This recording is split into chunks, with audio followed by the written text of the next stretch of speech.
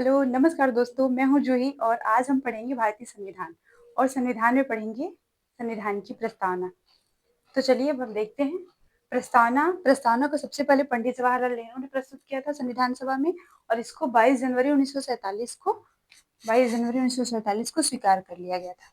ठीक है, और अब हम देखते हैं कि मतलब क्या है इस प्रस्तावना में, क्या दिया है। और इससे पहले ये जानेंगे कि प्रस्तावना बोलते किसको है, क्या होता है प्रस्तावना।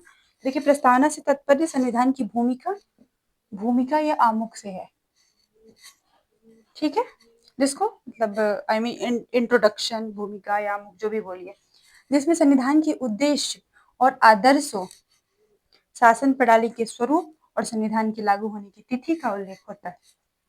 ठीक है, संविधान मतलब कि प्रस्तावना वो है जिससे हम जानते हैं कि कोई भी चीज हो उसका हम शुरुआत कैसे करते हैं, उसकी प्रस्तावना कैसे देते हैं, उसी को बोलेंगे। या तो आमुख, या किसी चीज का इंट्रोडक्शन कैसे देंगे, उससे हमें पता चलता है कि उसमें आगे क्या चीजें दी हुई हैं।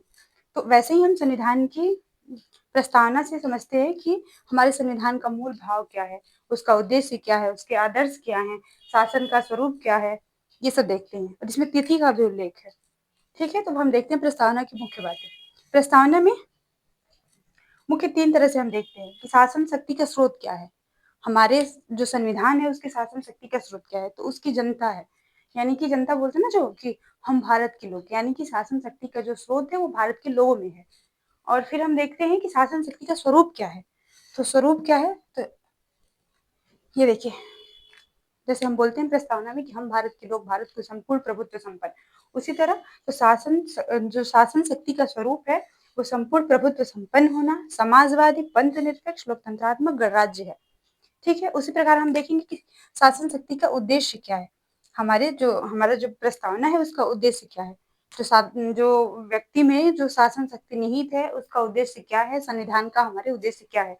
तो हमारे संविधान में उद्देश्य है कि न्याय होनी चाहिए, स्वतंत्रता होनी चाहिए, समानता होनी चाहिए, लोगों के बीच बंधुता होनी चाहिए, व्यक्ति की गरिमा होनी चाहिए और एकता और अखंडता होनी चाहिए।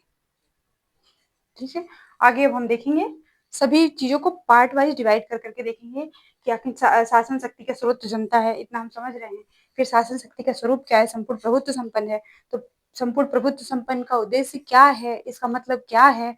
फिर ये हम देखेंगे कि न्याय है, तो संविधान की प्रस्तावना में कितने प्रकार का न्याय है, कितने प्रकार की स्वतंत्रता है, कितने प्रकार का समानता है, बंधुता है। तो ठीक है, देखते हैं नेक्स्ट वीडियो में।